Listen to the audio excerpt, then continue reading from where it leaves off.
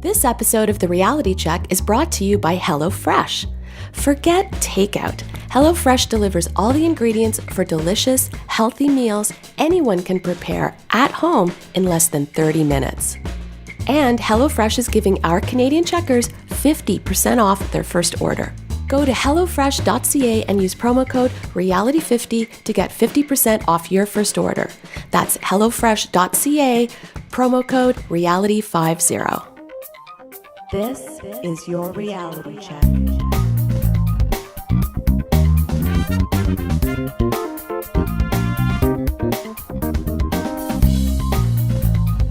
Hi everyone, and welcome to The Reality Check, the weekly Canadian show which explores a wide range of controversies and curiosities using science and critical thinking. This is the show for August 8th, and with Darren away, I'm your guest host, Adam Gardner. Joining me as usual are Christina Roach. Hello.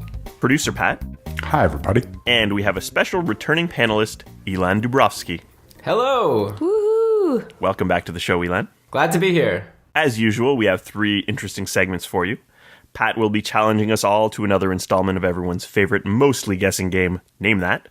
Then I will be talking about extramarital sex and some terrible news coverage I've seen on the topic recently. But before all that, Elan will be talking about the Sophomore Slump. Did I say that properly? Sophomore, even though it's written with an O? Sophomore? You know what? That was one of the things I learned while researching this segment, is sophomore is spelled with an O right in the middle there. You don't pronounce it, it's silent. A silent O. That's Yes. not a common silent letter. I know. I had all read all along my Google Doc, and I assumed it was just a mistake, but Google got something right. I replaced them all. It was too ugly for me as I was prepping. So I guess before I get into it, time for a little cross-promotion. If anyone was making any bets on how long it would take for me to mention my other podcast, you could probably land that in about 30 seconds. But I have another podcast I've been hosting ever since I've stopped doing TRC, and it's called Keeping Karlsson's a Fantasy Hockey Podcast. And I'll just give a quick explanation about what is fantasy hockey. It's going to be relevant for my segment. I promise it's not just shameless promotion. But so fantasy sports in general, it's like a game you play with your friends. Participants assemble imaginary teams of real players on a professional sport team. So these teams will compete against each other using the statistical performance of those players in actual games. So like in an NHL fantasy hockey league, I could have Erik Karlsson on my team, and then when Erik Karlsson scores a goal for the real life Ottawa Senators, my team gets a goal. But yeah, so basically on my podcast, we try to pretty much predict the future. You know, we're advising on which NHL players we think will do well or poorly over the next week or month or season or whatever. And the NHL season's actually starting pretty soon, in less than a couple of months. So people are starting to prepare for their drafts, and they're looking for season projections on the various players. People want to know, how many goals is Sidney Crosby going to score next year? How many points will Austin Matthews get, for those Toronto listeners here? And just like in any other aspect of life, there are some widely accepted beliefs in the world of sports projections that are ripe for some good old-fashioned TRC analysis. So I'm going to bring you one of them today. I actually had a couple candidates of things I wanted to discuss, including things like, do players do better in a contract year? That's something that a lot of people believe, like, oh, this guy's going to try harder because he's got to earn that next contract. Right. There's also this idea of, if a player got injured last year, they're maybe more likely to get injured the next year. I considered talking about that. So I decided to just pick one. I went with the sophomore slump. It's a very commonly held belief, and it's actually a commonly held belief not only in hockey, but in other sports, and actually in other facets of life as well. So the idea, at least in hockey, is a lot of people believe that a player who had a good rookie season has a high probability to do worse in his second season, basically. And this is called the sophomore slump. Right. And like I said, people talk about it in other contexts, like it's used in reference to second-year students. I think that's where it actually came up. A sophomore student maybe won't do as well as he did in his first year in school. The second season of a TV show, maybe a movie sequel, even a band having their second album. People will say, oh, the first album was so good, and the second one they didn't get as many downloads or buys. They must be in a sophomore slump. Like, Pat and Christina, have you heard this saying in your experience in the music industry? Yep. So this is not only a thing, but in my experience, there's something behind it. Because a band that ultimately is looking to get signed generally will spend, 4, 5, 6, 7 years honing their craft to a point where a label will sign them. Back in the old days, they've then got all that material to choose from. And then they've got to follow up within a year or two with the second album. So you're picking from a lot of writing, and then all of a sudden you're on the hook to try and write a second album that will match or do better than that first record. It's a real thing. Mm-hmm. Yeah, that does sound like a really plausible explanation. You could probably do some research and look into whether it actually is a real thing on average. You take a look at the sales of first albums versus second albums. Sounds to me like that's a very plausible thing that could happen if they're using all their good material for their first album. I remember the first season of Flight of the Conchords was so good. Totally. They had all these amazing songs, and I guess they wrote all new songs for season 2. Well, sounds good. Right, but they had also had the radio show for years and years before, so they probably pick and chose the best parts, right? Yeah, season 1 was amazing. So, okay, let's get back to sports and hockey. And of course, in each of these contexts, we can do some measurements and see if the sophomore slump really exists. That's what I want to get into in this segment. There's been some reasons cited for why a hockey player may be at risk of suffering a slump in his sophomore season. One commonly cited excuse could be that the other teams have had time to watch the tape on the player, and now they know how this guy plays. They know how to defend against him better, so that's why he's having trouble in a second season. I've also heard it said that the player is given a bigger role on the team. They have more responsibilities that might lead to them putting up worse numbers because now they have to play more defensively. Maybe they've got better usage in their rookie season when they weren't the man, maybe after putting up such a great year. Also, another excuse I've heard is that the player may feel extra pressure that he didn't feel when he was a rookie since he had that great season. Now everyone's talking about him. So I've heard all these things, and they're good, plausible explanations for this phenomenon. But if you've ever watched hockey in between the first and second period where there's like 20 minutes and the announcers have to fill time, they're going to say anything they can to fill that time. I want to know, is the sophomore slump actually a real thing, or are we just trying to come up with ad hoc reasons to explain why a player happens to not be doing well, and that's a nice, easy thing to say. So the good thing is, with sports, there is no shortage of statistics, so we have the ability to look into the past and see if the sophomore slump phenomenon is real or just a myth. So moving forward, I'm going to be just looking at hockey data, and it's not necessarily true that my conclusion will be transferable to other sports, though my hunch is that it will be, but we could talk about it at the end.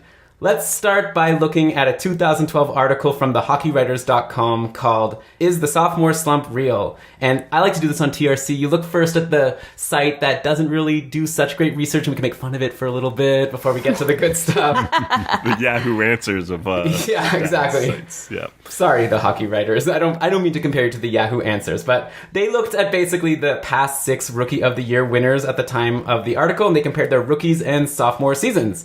And for each one, they gave an opinion for if they considered the second season's numbers to be considered a slump.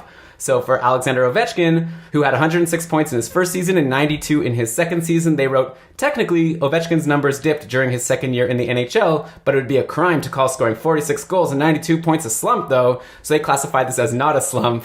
And I feel like if Darren were here, he'd be like, they did not define their terms very well. What is even a slump? You're just looking at these numbers and deciding if it is or not. Right. In the end, they came to the conclusion that 3 of the 6 players they looked at had a slump in their next season. And then they said that basically the sophomore slump, it is a real thing, but only for certain players, which I don't even know what that really means. They cited things like the player's maturity. Yeah, and this is an odd sort of, there could be a statistical anomaly that the reason that this player had a good rookie year, that player had an unusually good year. Like statistically, you're going to have good years and bad years. So if you're picking only people that had a really good first year, you may have people that only had a really good first year because it was statistically unlikely to be good, but their average may still be similar to what they have as their second year, if that makes any sense. That makes a lot of sense. I think you may be onto something, Adam. So let's move on to a more thorough analysis done by thehockeynews.com. In 2015, they looked at 178 rookies with 25 or more points since 2005. So a lot more data than just 6 players. And why did they go with 25 points or more? Well, we in the fantasy hockey biz like to say that if you got less than 25 points, you're not fantasy relevant. We're not going to talk about you. So they did a bunch of different analyses, and you could check it all out in the linked article in the show notes, trcpodcast.com. That's a great website. But the key one I'll zone in on is that they split players into buckets based on how many points per 60 they got in their rookie season versus in the following season. And by points per 60, that just means how many points they got divided by their ice time that they accumulated. So they wanted to remove a potential confounding factor of, oh, this player played more, so that's why he got more points. So they just go points per 60, and they put players into buckets, like I said, for how many they got in their rookie seasons. And what they found was that for most players, and specifically the ones who averaged fewer than 2.25 points per 60 in their rookie season, there was no meaningful effect. So in other words, those players were just as likely to do better or worse in season 2 as they did in season 1. But for the players that had exceptional rookie seasons, the effect of the sophomore slump was very much apparent. And in fact, the better the rookie season, the more likely the player was to do worse in year 2. Well, that would make sense. Yeah.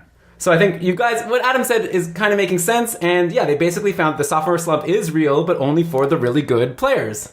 And okay, we could go back to that list of explanations that I gave at the beginning. You know, maybe this player has more pressure now. Maybe the other teams are scouting these players better. But does it make sense that these effects only happen to the really good players? The other players are immune to having these things happen to them? It's possible, maybe.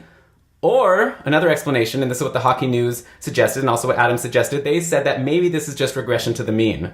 So maybe that some players who had the best rookie seasons may have just been blessed by the hockey gods with a bit more luck than, say, they deserved, and they may have performed better than maybe they would have over a larger sample size. So there's a lot of things in hockey that are random. You take a shot on goal, sometimes it'll go in, sometimes it won't. We track something called shooting percentage. We sort of have an idea of what percentage of a player's shots we expect to go in, and if a player has like a 25% shooting percentage, the data has shown that that's not usually sustainable, and that player is probably going to regress back to the mean of a more reasonable shooting percentage. So a player could have had a really good rookie season, had a really high shooting percentage, maybe some other luck-based things, and that could be the reason why the really good seasons are going to be followed up by not as good of a season.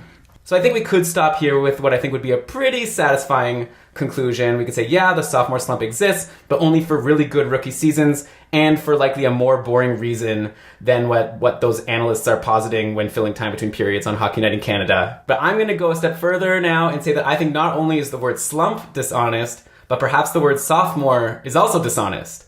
So the people at leftwinglock.com, they went a step further in their most recent draft guide, which I just read, and they did a similar analysis as Hockey News, but they looked at points per game. Aside from that, they did pretty much the same thing. They looked at the previous 4 seasons, and they basically looked at the results of players and what they did in their rookie season versus their second season, and they found that for most players, it was random. There was roughly an equal number of players that performed better in their second season or worse in their second season compared to their first season. But they also found that the effect did appear for players who had the most points in their rookie seasons. Those were the players more likely to suffer the dreaded sophomore slump.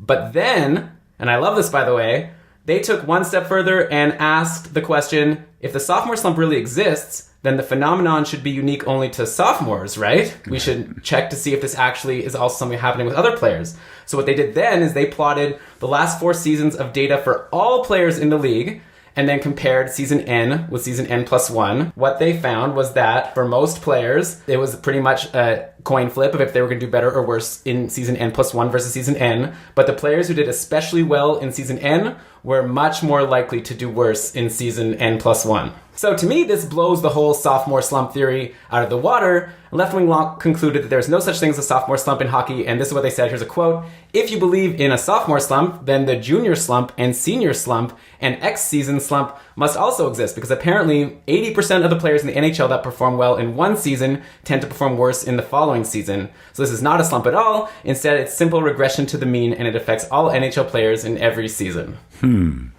So while Pat is playing off that cool outro music for segments, I'll just say that if you're banking on Austin Matthews to do worse next year because he had a really good rookie season, I don't know, look into if you think his rookie season was worthy of the stats that he got. If you don't want to do that, you can just listen to Keeping Carlson.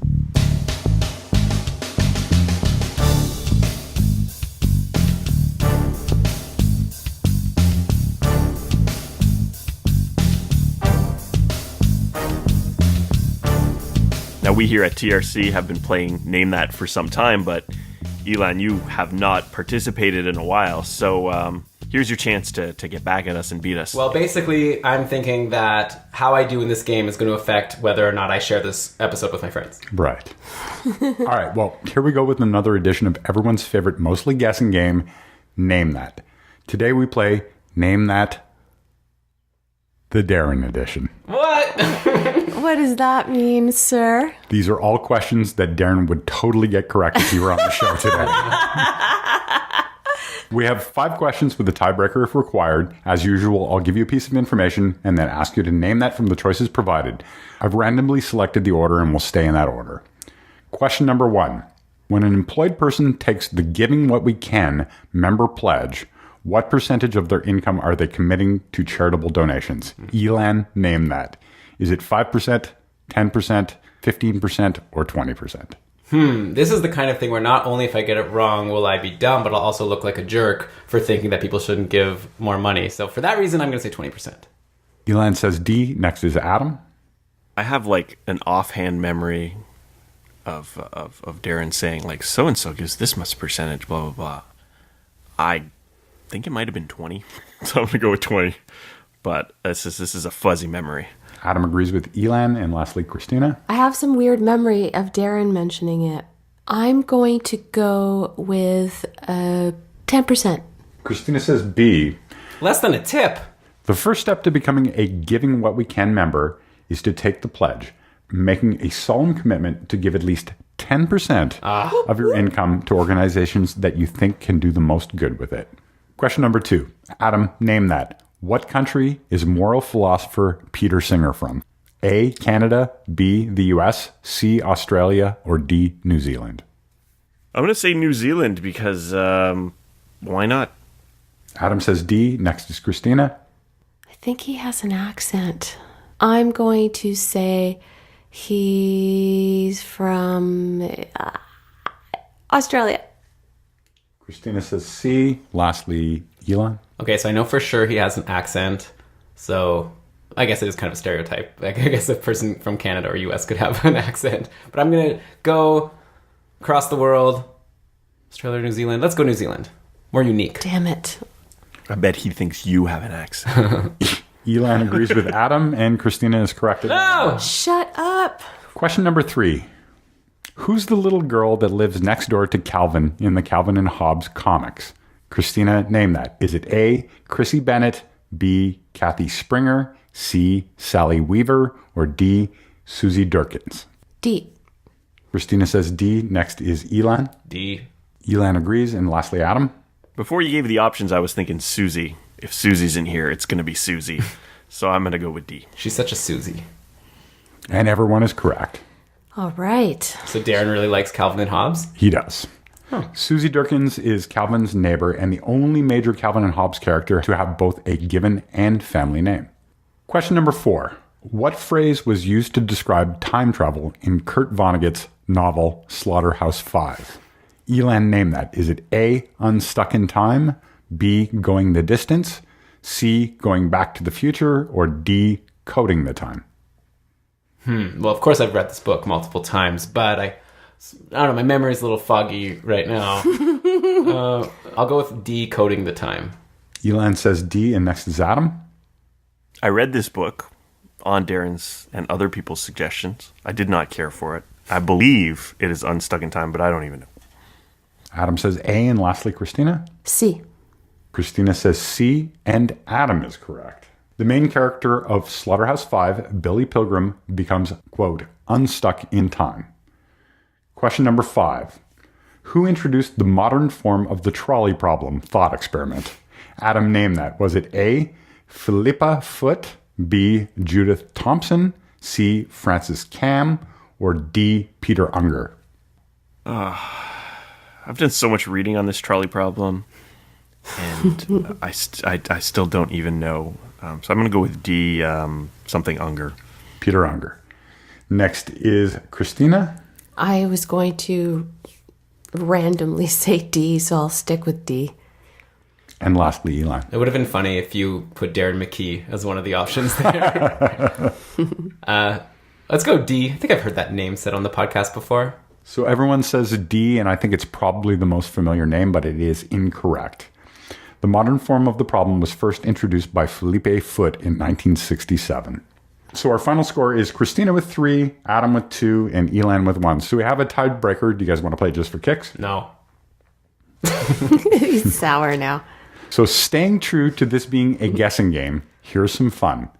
Looking at the last 100 pictures of Darren on his Facebook page, in just over half of them, he is wearing A, a shirt and tie, B, a tank top, or C, a Superman t-shirt. Oh my gosh. Which is he pictured in the most? Christina? I gotta go with C. I've seen all of those quite a bit. I think I might go tank top, because he likes to show pictures of himself traveling, and he's usually wearing a tank top while he's traveling. Elan says B, and lastly, Adam? Yeah, it's a good observation. He wears his Superman shirt in Ottawa a lot, but he takes a lot of photos traveling, and he often wears his tank top if he's traveling to a hot climate. So I'm going to go with B. Good logic. Adam says B, tank top, and Christina cements her win. Ah! Superman? Superman wins with 20 pictures. Shirt and tie was very close with 19 pictures, and tank top trails with only 12 pictures. Oh, wow. Damn it. So congratulations, Christina.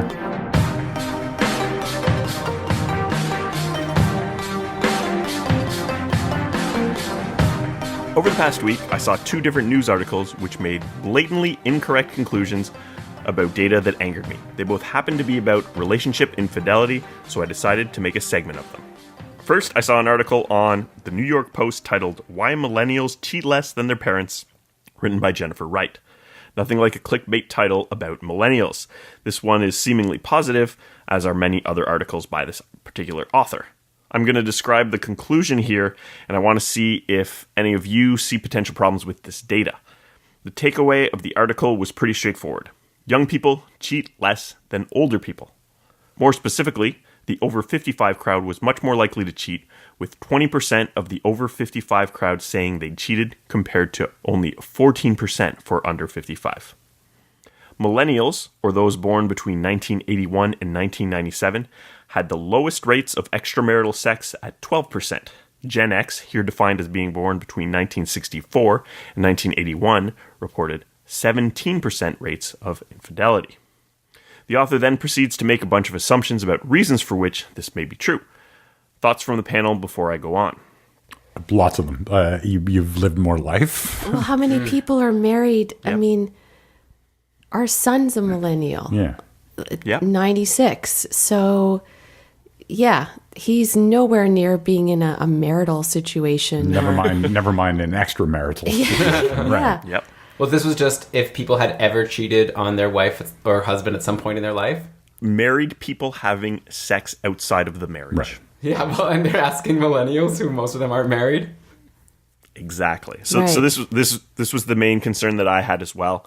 All else being equal, and things are not equal over generations, but if all else was equal, the older you get, the more likely you are to have cheated, and the more likely you are to have been married and have cheated.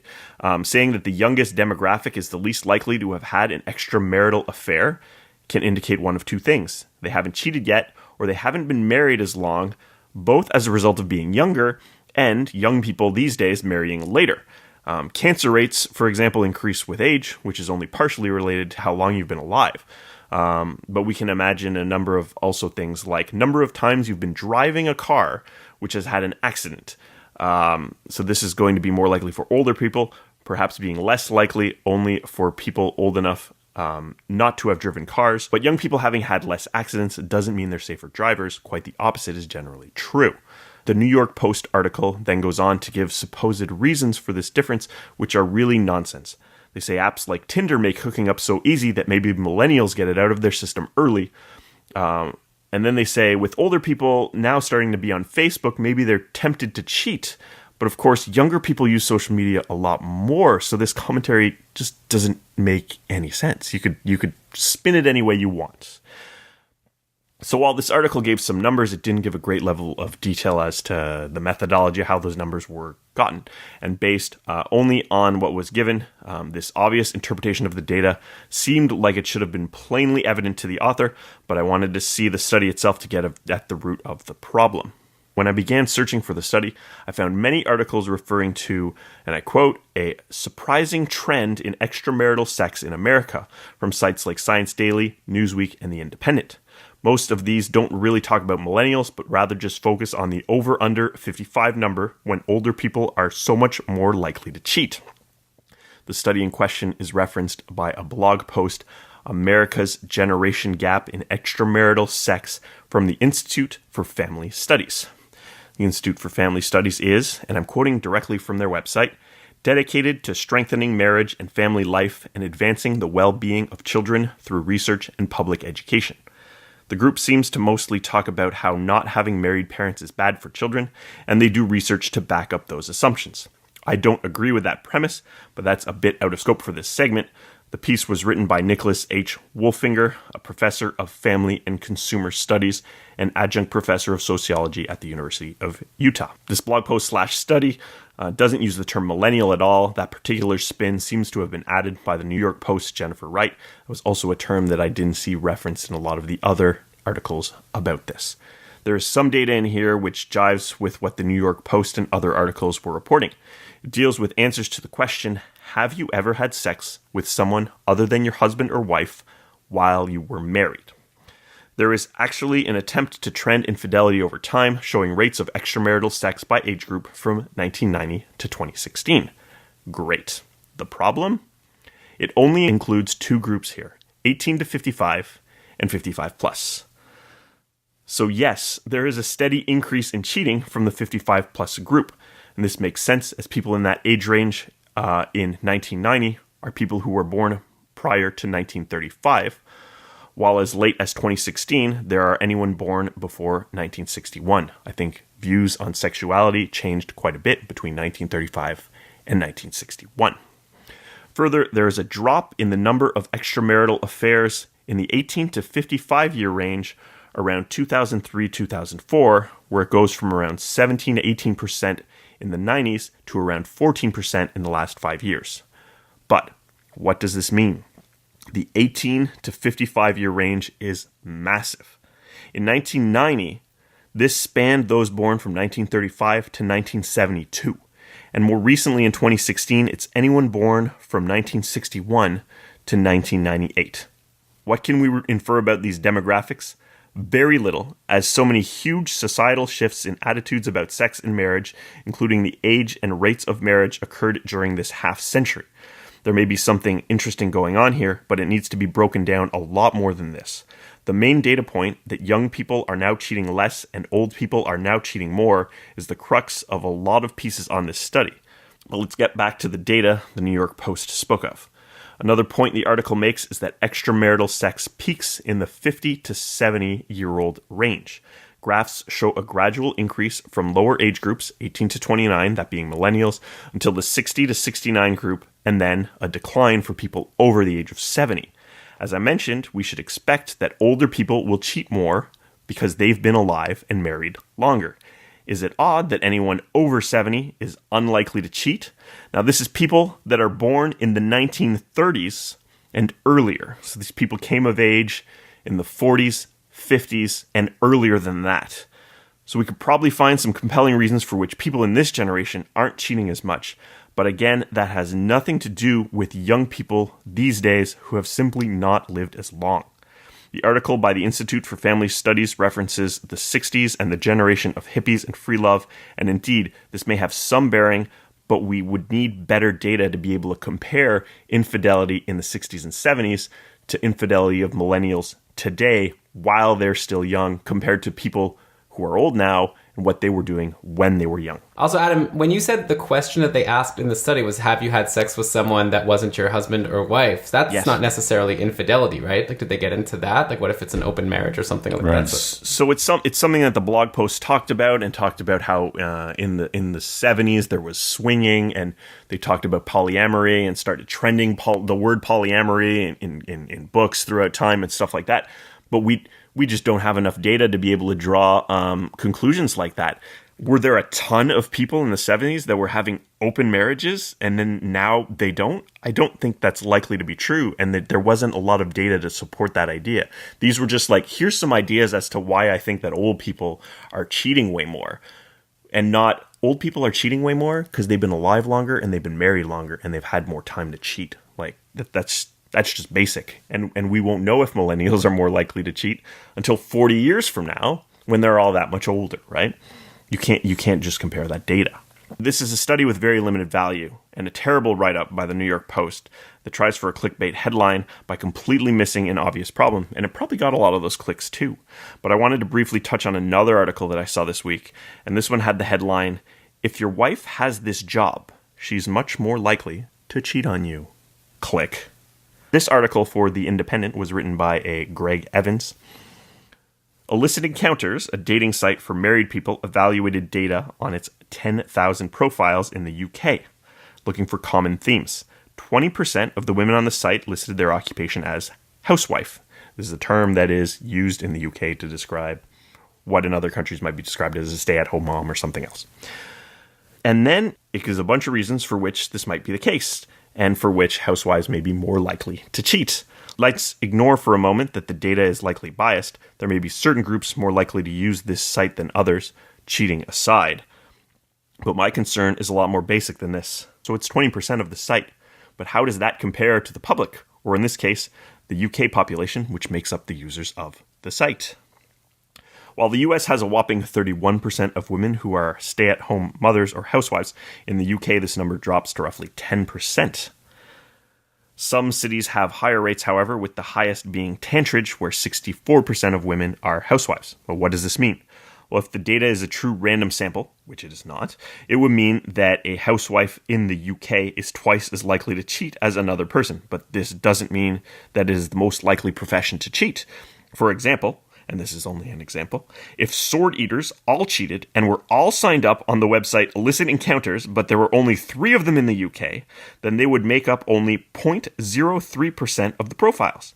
Even if they were all women, at 0.06% of the profiles, assuming half of the users are women, which they almost certainly are not, then they make up a far smaller percentage than the 20% of housewives.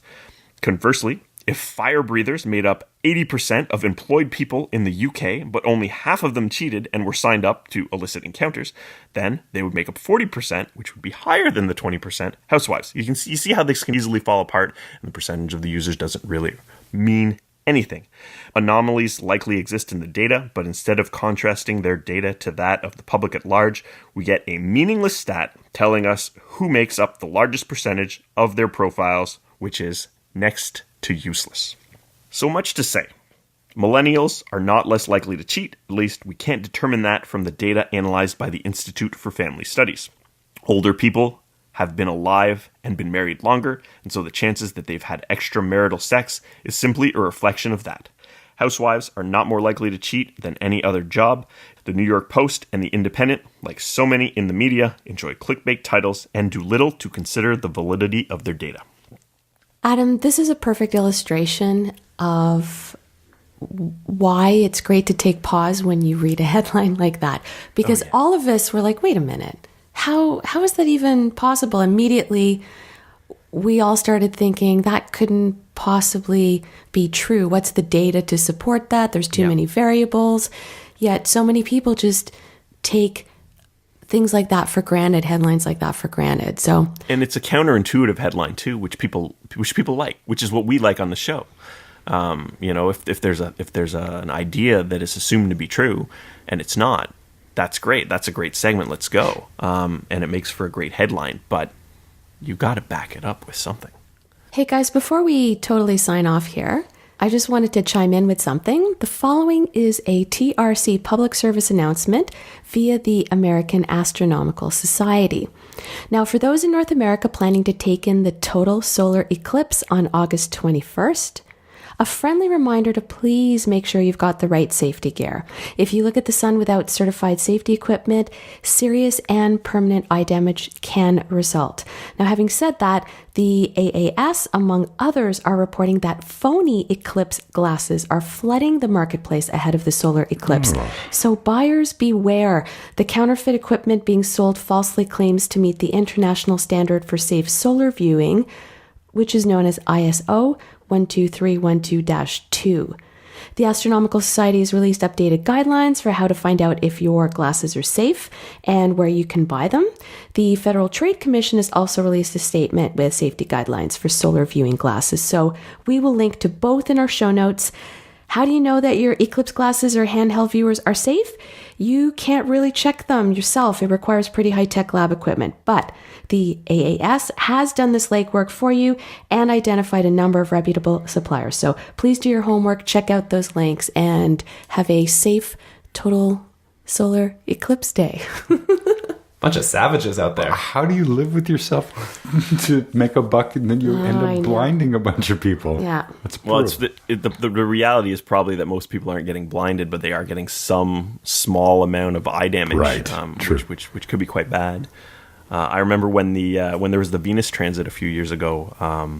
I kind of didn't learn about it till the last minute, and I wanted to watch it, so I just walked into the drugstore and I bought an astronomy magazine that had some glasses in it. Now that's maybe not as simple for a solar eclipse because the phenomenon is a bit more complicated. But don't trust something that's sketchy. Do your homework.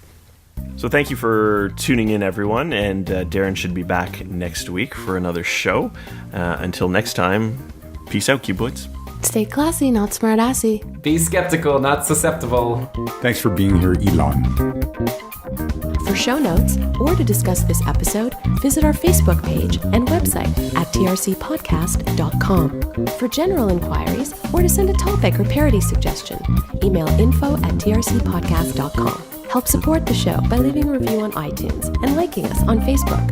Follow us on Twitter @TRC_podcast.